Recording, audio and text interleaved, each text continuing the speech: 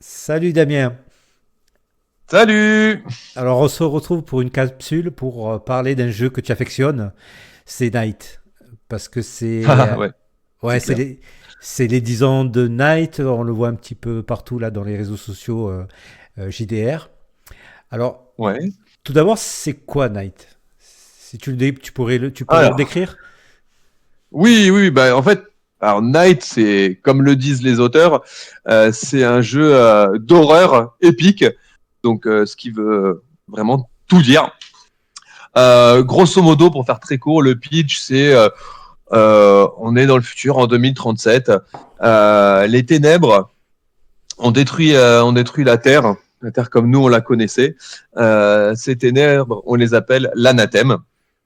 Et ces ténèbres vont être remplies de créatures en tout genre qui vont avoir tendance à se nourrir en fait de l'espoir de l'humanité, à tout ravager sur leur passage. Euh, et donc en fait, grâce à ceux qu'on a appelés les immortels, qui étaient au nombre de 24, une partie de l'humanité a réussi à survivre. En fait, ces 24 personnes qui étaient des personnes particulièrement influentes, riches, puissantes, se sont donné la mort en direct et ont ressuscité. Et donc, ont réussi à fédérer toute une partie de la population derrière eux et ont construit ce qu'on appelait des arches dans 24 des plus grandes mégalopoles dans le monde, comme des immenses dômes avec ce qu'on appelle des conforteresses, des immeubles de plusieurs centaines d'étages. Donc on est dans quelque chose qui est très futuriste. Là où en dehors de ça, on continue à survivre les rebuts. Donc dans un univers totalement dévasté par l'anathème, on est complètement dans du post-apocalyptique. Hein. Et en 2036, euh, un homme équipé de ce qu'on appelle une méta-armure a décidé de combattre seul et a réussi à lui seul à repousser l'anathème. Suite par analogie un peu avec la geste arthurienne, il s'est donc fait appeler, enfin le peuple l'a appelé Arthur. Et ce Arthur a décidé de créer l'organisation du Knight. Euh, les personnages que vous allez jouer sont donc des chevaliers de cette organisation, des chevaliers en méta-armure, qui ont pour but de lutter contre les ténèbres et de tenter de sauver l'humanité. Voilà, grosso modo, l'histoire de Knight. Et comment tu as découvert ce jeu? Eh ben, j'ai découvert ce jeu, c'était juste avant le confinement. Alors c'était mon peut-être deuxième jeu de rôle. J'avais décidé de me lancer, puis je suis allé dans une petite asso marseillaise. Quelqu'un me l'a proposé. Et puis bah, finalement, on est parti sur ce jeu. Et j'ai tout de suite accroché. J'étais pas forcément fan au début, parce que même je parlais genre, du pitch juste à l'instant, mais cet univers, ça me truc un peu trop chevaleresque, arthurien, ça faisait un petit peu simple, voilà, les grands chevaliers avec des armures, ça faisait un petit peu Marvel, Iron Man, et bon. Et en fait, non, il y a vraiment toute une couche, c'est pour ça que je disais tout à l'heure, épique, horreur, et il y a toute une couche très sombre dans ce jeu, avec le désespoir qui est apporté par les ténèbres, la façon de lutter contre le désespoir et tout ce qui va avec. Et donc j'ai tout de suite accroché. J'ai fait cette première partie du coup dans cet assaut. Le confinement est venu et très vite j'en suis venu à jouer à distance, comme beaucoup comme MJ.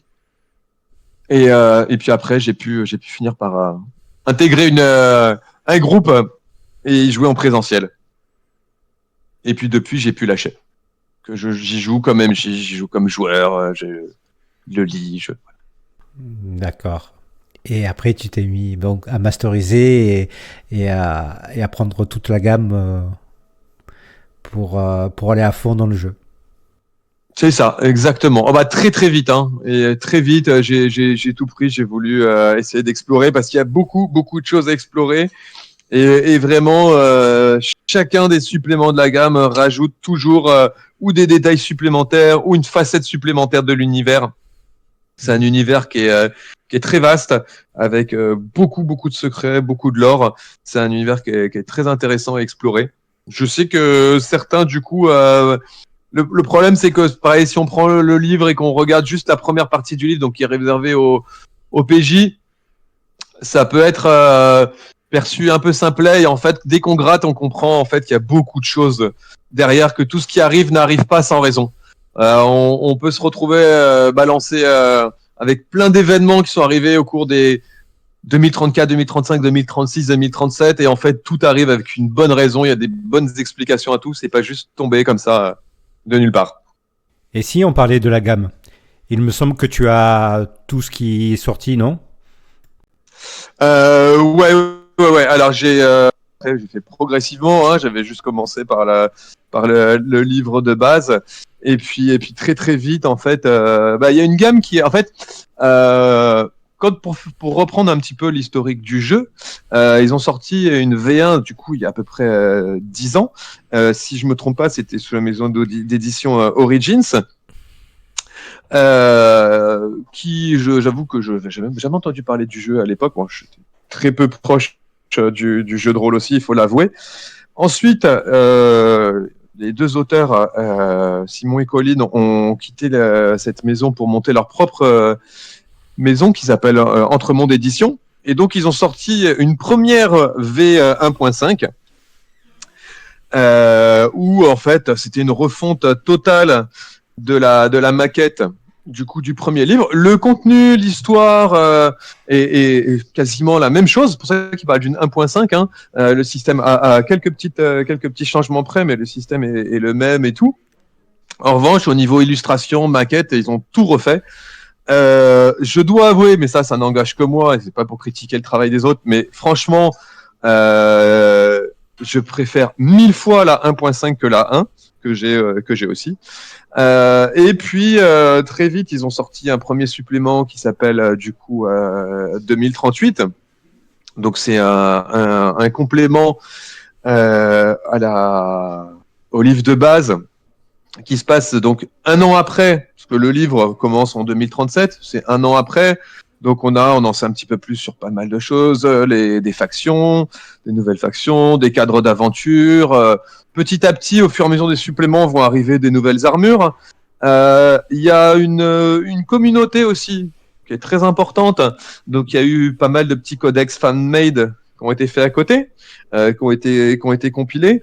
Et puis en plus, les auteurs produisaient régulièrement des codex qui publiaient gratuitement en ligne. Je sais plus, on doit en être à 13 ou 14. Et avec à chaque fois des petites infos supplémentaires, un peu de scénario, ce genre de trucs, un petit peu d'arsenal, un nouveau bestiaire. Et justement, si je me trompe pas dans les dates, au tout début du confinement, je crois que c'était à peu près dans cette période-là, hein, ils ont commencé à sortir du coup le financement participatif pour la geste de la fin des temps, qui est une énorme campagne du coup qui est composée de beaucoup de matériel. Je vais même regarder pour ne pas te dire de bêtises. De mémoire, de toute façon, la campagne elle est articulée déjà sur 3 livres. 2 livres, on va dire, de scénario et des arcs, et un atlas qui t'aide à articuler le tout. Il y a un supplément codex. Le tout était fourni en fait avec le financement si on prenait le pack intégral de dispo. Il y a un supplément codex en fait qui regroupe tout ce qu'il y a d'intéressant dans les codex qui ont été publiés en ligne. Il y a un bestiaire avec des magnifiques illustrations. Et puis après des petits goodies, des cartes pour l'arsenal, les armes, des cartes du tarot, parce que le tarot a une place aussi importante dans le jeu, tant au niveau de la mécanique que de l'histoire. Des petites choses genre des dés, des livrets, des fiches de personnages, des plans. Les plans sont vraiment pas mal aussi. Des fiches pour les armures. Ils ont aussi édité un livret de bataille qui permet de reprendre certains grands moments de la campagne et instaure des nouvelles règles de de bataille avec des prises d'endroits stratégiques, des points alloués pour donner un côté encore plus épique. Il y a un livret de la garde qui est un livret du coup pour jouer des petites missions à 1 ou 2 persos. C'est un peu des intermissions. C'est des petits trucs à rajouter entre les missions principales. Et puis le planisphère. Il y a aussi un supplément qui s'appelle le Nodashi. Le Nodashi, pour faire très simple, c'est le pendant japonais du Knight. Et donc, on peut jouer des missions au cœur du Nodashi en jouant des soldats en exo-armure du Nodashi. Et c'est déjà pas mal qu'ils ont sorti, il me semble. Ça, c'était l'énorme pack pour le financement participatif de la GES de la fin des temps. Depuis, il y a eu une refonte encore de la V1.5 de mémoire, où ils ont changé quelques petits trucs, rajouté des dessins. Je pense qu'en fait, c'est à chaque fois qu'ils rééditent, ils rechangent un petit peu. On a eu là l'année dernière un financement en anglais, avec donc la possibilité d'avoir le livre en anglais et un financement qui était fait pour les USA, où pour le coup ils ont gardé tout le bouquin, mais ils ont quand même changé certains, notamment les designs de la plupart des méta-armures, qu'ils ont remodernisé. Et voilà, c'était à peu près tout, il me semble, pour la gamme, pour Knight en soi. Ça fait pas mal de choses. Et il y a d'autres univers qui sont développés dans la gamme, non? En fait, c'est comme ils se sont rendus compte, les auteurs, et à juste titre, que qu'ils avaient vraiment créé un monde qu'ils appellent eux-mêmes le Nightverse. Du coup, ils ont créé différentes choses autour. Alors, il y a un roman qui est sorti, et il y en a d'autres qui devraient pas tarder. Il y a eu d'ailleurs il y a eu des musiques qui ont été faites exprès pour ce genre de choses, et il y a eu un financement du coup pour Paria, qui est pas un supplément, un autre jeu dans lequel vous allez jouer des rebuts. Il existe aussi des territoires, des Badlands un petit peu, hein, comme dans tous ces films post-apo, parce que du coup, en dehors de ces territoires, on est vraiment dans du post-apo avec tout ce qu'il y a de plus sombre. Les gens qui survivent sont appelés les rebuts. Et dans Paria, on va donc jouer des rebuts, des gens lambda qui tentent juste de survivre, pour qui un simple bestian, qui est, on va dire, un espèce d'énorme, de gros chien, hein, qui est vraiment absolument rien pour un chevalier du Knight, pour eux, c'est déjà un des trucs les plus gros qu'ils puissent affronter. Donc le but va être de survivre, de crafter, d'évoluer, d'explorer. On est plus sur ce genre de choses, un peu à la Mutant Year Zero, en mode d'exploration par hexagone, un petit peu dans ce style-là. Okay. Et ils sont aussi en train de prévoir Spectre, où là, on va jouer en 2036, avant la fin de la création des différentes arches, donc au cœur d'une arche en construction, notamment celle de Londres, qui est le cœur, là où réside le Knight, dans le palais de Westminster, à Camelot, comme ils l'appellent. Et donc, on va jouer, et là, on est plus sur de l'espionnage, ce genre de choses. Toujours avec des nouvelles méta-armures. Ça, pour voir, il faut aller voir sur le Patreon de Knight. Tout est détaillé sur toutes ces nouvelles méta-armures. Et voilà. Et il y a encore d'autres choses qui sont dans les clous, mais ça, c'est encore dans plus loin. Voilà. D'accord. Et au niveau là du système, comment on joue? Alors, le système, c'est ce qu'on appelle le système combo. On a des aspects. On a 5 aspects. Masque, chair, dame, bête et machine. Dans ces 5 aspects, on a des caractéristiques, à chaque fois au nombre de 3. Et c'est un peu ce qu'on trouve dans beaucoup de jeux. Et en fait, on a du coup un score assez caractéristique. Pour faire une action, on va donc associer toujours 2 caractéristiques. C'est pour ça qu'on l'appelle le système combo. additionner le score de ces deux caractéristiques. Ça nous fait un petit pool de dés. Jeter les dés et les paires sont considérées comme des réussites. Par exemple, je dois faire un déplacement. Un déplacement pour me battre. Je vais mélanger déplacement et combat. J'ai 3 et 4. J'additionne les trucs. Ça fait 7. Je lance mes 7 dés. J'ai mon nombre de réussites par rapport ensuite à mettre en relation avec la difficulté annoncée par le MJ. Sachant que le MJ va toujours proposer une seule des caractéristiques et ça va être au joueur de dire comment il veut faire. Je m'explique. Par exemple, pour un déplacement, il va falloir se déplacer d'un point A à un point B. Donc le MJ va demander fais-moi un jet de déplacement. Ça va être au joueur de dire ok, je rajoute ma discrétion. Donc je fais un déplacement, un jet déplacement combo discrétion parce que je veux y aller furtivement, je veux faire attention à ce qui se passe et tout ça. Ça va être au joueur de toujours rajouter un petit peu un peu de narration. D'accord. Mais on peut y aller. Vas-y, pardon. Non, je dis si j'ai 3 dés en déplacement et 4 dés en discrétion, ça me fait 7 dés à jeter. 4 plus 3. C'est ça. Et les paires seront des réussites. Mais si le joueur décide, je vais y aller plutôt je sais pas moi, j'y vais d'une manière assez hargneuse, il y va d'une manière très volontaire. Bon, pourquoi pas utiliser ça, hargne. S'il veut y aller, je me déplace en regardant, en faisant attention où je mets les pieds. Du coup, je vais utiliser le déplacement avec ma perception. Tout peut être justifiable. Quelqu'un qui me dit, je suis en méta-armure. Je demande à mon armure d'analyser le sol. J'essaye de faire une espèce de scanner de la zone pour voir où je peux marcher, où je peux ne pas marcher. Il va balancer sa technique avec son déplacement. Ça passe. D'accord. Tant que c'est bien justifié, bien expliqué, grosso modo, ça passe à peu près. L'avantage, c'est que du coup, ça évite le classique. Fais-moi un jet de perception, jeter un dé, c'est réussi, c'est pas réussi. Okay. Ça demande du coup aux joueurs toujours de rajouter un peu de narration, de décrire leur action. Et moi, je pense que c'est ça qui m'a énormément plu dans Night aussi, c'est que du coup, ça force quand même aux joueurs eux-mêmes de narrer un petit peu comment ils veulent le faire, plutôt que de juste dire je tape. Parce que ça marche pour le combat. Pour le combat, on va tirer soit à distance, donc on utilise le tir, soit au corps à corps, c'est le combat. Et là, pareil.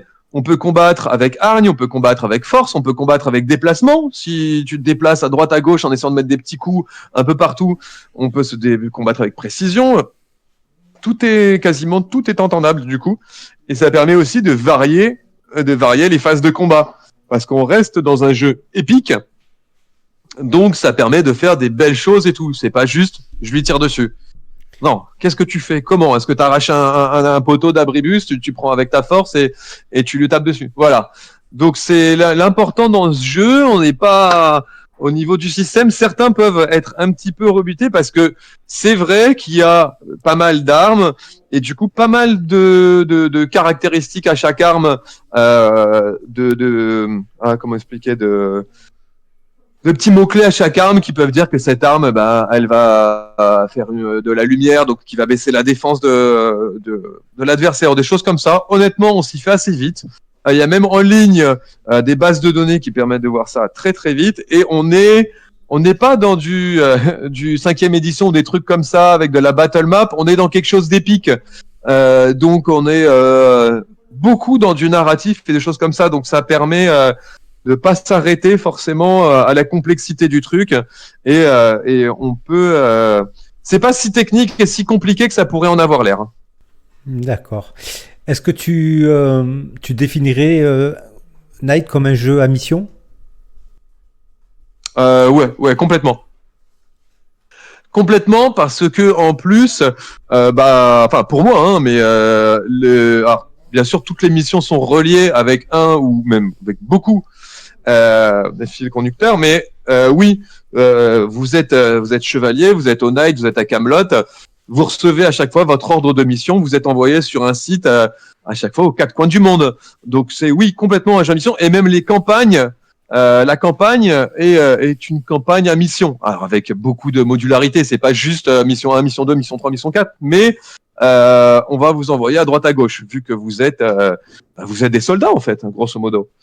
Donc oui, c'est pas vraiment du bac à sable. Vous avez beaucoup de possibilités et des choix très impactants, mais oui, le principe est quand même de mission. Ce qui fait que moi je trouve que c'est aussi un jeu qui est simple, qui est relativement simple pour les débutants, dans le sens où une mission elle a un début, une fin, et après on part d'un cadre et on va pas dériver trop du cadre, donc ça évite de complètement se perdre dans sa campagne. T'as fini la campagne ou pas? Non, parce que voilà, je la fais jouer. J'ai fait jouer pas mal de scénarios à droite à gauche et pas mal avec vous. Et je joue aussi la campagne en tant que PJ. Et non, ça fait 3 ans qu'on joue. Alors après, la vie fait qu'on peut pas tout le temps se retrouver, mais voilà. Non, c'est une campagne qui est très longue. Hein. Ça dépend toujours de la disponibilité de chacun, mais il faut coûter, je pense, au moins 3 ans de jeu, quoi. C'est une campagne qui est très... Et il y a possibilité de rajouter, bon, comme dans beaucoup de trucs, mais énormément de choses entre. Il y a plein d'amorces de scénarios, il y a énormément de choses. Même si on est sur des missions, il y a beaucoup de choses à faire. Il y a beaucoup de lore à étoffer, à creuser. Il y a énormément de choses à faire dedans. Et t'as basculé quand, toi, maître de jeu sur Night? En fait, très vite, parce que du coup, j'ai joué cette fameuse partie. J'ai joué qu'une fois. Est arrivé le confinement. J'ai jamais plus trouvé personne avec qui jouer. Et du coup, je me suis pris au bout d'un moment le kit d'initiation, juste le kit d'initiation, qui est dispo gratuitement. Et je vais commencer à le faire jouer. C'est même le premier jeu que j'ai fait jouer en tant que MJ. Ah ouais, d'accord. Sachant que en plus, et franchement, c'était pas évident, et franchement, j'avais les miquettes au début. Hein. mais du coup, malgré tout, le scénario d'initiation en plus est très simple à faire jouer parce que on n'a pas l'impression d'être non plus dans un couloir, mais il y a peu de possibilités de trop sortir du cadre. Donc ça m'a permis d'un peu tester pour la première fois, quoi. Et du coup, j'ai au final fait pas mal d'abord comme MJ. Pendant longtemps, je me suis dit, j'ai eu le livre, j'ai chopé le livre. Après, bien sûr, je me suis dit, je veux pas le lire, je veux pas me spoiler parce que quand on se spoil, c'est vraiment dommage. Mhm. Et puis, à un moment, j'ai craqué, j'ai dit bon allez, c'est bon, je trouverai personne pour me faire jamais jouer la campagne, je vais le lire. Comme beaucoup, hein, on achète des livres de jeux de rôle en se disant un jour je vais faire la campagne, puis finalement on lit la campagne parce que ça reste un bon bouquin et c'est hyper agréable à lire. Genre 2 jours après, je l'ai trouvé sur un forum, je sais plus quoi, je discutais avec quelqu'un qui était de Marseille, je lui dis ah mais ça te dirait pas de me faire jouer Night et tout. Il me disait bah tiens, je suis en train de chercher pour faire la campagne. On s'est retrouvés la semaine d'après et puis ça fait presque 4 ans qu'on joue ensemble. Ok, d'accord. Et il se trouve que c'était entre autres avec celui qui m'avait fait découvrir le jeu déjà presque plus d'1 an auparavant, avec Erwan. Ok. Et voilà. c'est quoi tes projets avec Night? Du coup, finir la campagne en tant que joueur et en tant que maître du jeu, déjà. Donc, c'est des projets à long terme. À long terme. Et puis après, continuer d'explorer le Nightverse. Hein, parce que c'est vraiment... c'est vraiment un univers qui me plaît beaucoup. Parce que c'est très riche, parce que c'est très sombre, hein, vraiment. Je me répète, mais il faut pas y aller en se disant je vais faire du Marvel, des choses comme ça. Non, c'est pas non plus pour tout public. Hein. Ça dépend après comment on le joue aussi, mais bon, je le redis, on est quand même sur des choses très dark. On n'est pas dans culte non plus, hein, je précise, mais voilà, ça reste quand même un jeu d'horreur. Et si je te demandais tout simplement pourquoi Knight te plaît? En tant que soit MJ, tant en tant qu'MJ que joueur, parce que ce soit jouer avec vous en tant que MJ ou en tant que joueur, moi, ce qui me plaît vraiment beaucoup dans Night, ça va être bon, bien sûr, parce que j'en ai parlé tout à l'heure, tout le côté sombre, tout le côté dark, toute la manière d'apporter l'espoir ou d'apporter le désespoir. Et moi, en tant qu'MJ, c'est ça que j'aime. C'est que j'aime justement essayer. Bah, t'as pu le voir, hein, que même si les joueurs sont grosso modo des super héros, hein, des super chevaliers, et ben essayer justement de contourner ça et de réussir à apporter ce désespoir, à jouer vraiment avec un petit peu on va dire Les émotions. pas les sentiments, mais les sensations, les émotions des joueurs. Et c'est un jeu qui s'y prête beaucoup parce que voilà, l'espoir, le désespoir est au cœur du truc. Donc le but est pour les chevaliers de ne jamais perdre espoir. C'est un de leurs codes dans le code Unite. Et donc c'est un des axes sur lequel j'aime beaucoup jouer. Alors sans faire que ça, hein, mais c'est quelque chose qui est très intéressant. Il y a beaucoup de dilemmes, il y a beaucoup de choix moraux lourds de conséquences. Donc ça c'est ce qui me plaît. Et puis il y a le côté futuristique qui est sympa aussi. Hein. Moi j'aime bien tout ça. On n'est pas loin parfois de certaines ambiances un peu cyberpunk, hein. Mais en même temps mélangé à du post-apo très lourd, très dévasté. Il y a un peu suivant les endroits, on est même dans certaines choses, on peut dire un petit peu onirique, hein. C'est pas juste que du terre à terre. Non, ça mélange vraiment tous les styles que j'adore et voilà, il n'y a pas forcément une lecture. Il y en a, j'en ai fait jouer, j'ai joué avec certains qui voient ça vraiment comme un énorme défouloir avec des grosses armures et tout ce qui les intéresse. Et c'est pas une critique. C'est de taper le plus fort et de casser tout ce qui bouge. Et le jeu s'y prête totalement. Et certes, on peut pas faire abstraction de ça parce qu'on joue quand même des chevaliers en méta-armure, mais je trouve qu'on n'est pas obligé d'axer à fond le jeu sur ça, juste sur les phases de combat qui seront toujours présentes, mais on est obligé de faire tourner tout le jeu autour de ça. Il y a vraiment suffisamment de matière pour voir le jeu sous un autre prisme. Donc on peut jouer. Donc ça, c'est quelque chose qui me plaît. On peut jouer de façon plus subtile que du oui, combat moi je brutal. trouve. Oui, mais de toute façon. Ah oui, complètement. On le voit parce que nous, on le joue pas de toute façon brutale, on va dire. On va pas toujours sur le combat, on cherche à comprendre et d'ailleurs, je pense que tu joues sur ça, sur la surprise aussi. C'est ça. Et puis même les combats, on les joue pas en mode battle map avec les règles vraiment qu'on suit à la lettre, tout. Le but, comme je le disais tout à l'heure, on est dans quelque chose de épique. Donc, qui dit épique, c'est quelque chose de grandiloquent, de grandiose. Donc, faut se faire plaisir. Il te manque 10 mètres pour aller attraper telle chose, mais c'est pas grave, fais-le.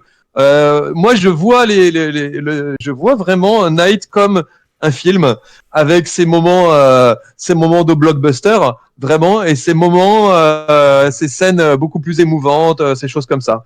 Mais les combats, moi, je les vois et pas très fort pour décrire, mais j'essaye de les faire vivre comme un gros truc hollywoodien où ça explose ou japonais où ça explose dans tous les sens, mais avec des moments où la tension rebaisse aussi beaucoup. Et avec des dilemmes. Et avec des dilemmes et de prendre les chevaliers un peu les PJ à contre-pied et de les surprendre. Et il y a suffisamment aussi de matière pour vraiment pouvoir intégrer des secrets des chevaliers, je veux dire pas les secrets du lore, mais pour pouvoir faire que les chevaliers soient vraiment vraiment impliqués dans l'univers, dans la campagne et vraiment envie de poursuivre. Donc c'est ça qui me plaît vraiment beaucoup. Bon, pour conclure, donc, voilà. Ouais, pour conclure, imagine que par hasard les auteurs ils écoutent cette capsule, qu'est-ce que tu leur dirais? Bah merci. Merci parce que au final avec un bouquin. Bon, avec maintenant plus, mais ils savent à quel point j'aime leur jeu et je leur dis de plusieurs fois de vive voix. Mais merci parce que vraiment, c'était des dizaines et des dizaines et des dizaines d'heures passées à jouer à ce jeu, à lire les bouquins, à lire l'univers. Là, tu vois, on en parlait tout à l'heure, à me replonger dans tout l'univers, à créer le petit site pour votre campagne. C'est vraiment merci pour tout et continuez et bravo à vous. Je tiens à dire en plus que contrairement parce que tous les auteurs sont pas non plus comme ça, mais que c'est vraiment en plus des auteurs qui sont d'une générosité tant humainement qu'en termes de contenu, hein, de leur jeu et tout. T'as d'autres jeux où le moindre supplément est tout de suite payant, coûte une blinde les suppléments sont en 2 parties, donc faut racheter un autre livre après. Sur Night, non, rien, vraiment, il y a moyen. Je crois que d'ailleurs même le livre de base est en Pay What You Want et après tous les autres codex on peut les avoir en téléchargement sur le site. Enfin voilà, ils mettent vraiment en plus leur bébé à profit de tout le monde, donc un très très grand merci et puis j'ai hâte déjà de continuer avec Paria et Spectre. Super. Écoute, merci Damien, on se retrouve bientôt pour la suite de Ouais, Night. avec plaisir. Ça marche. Salut.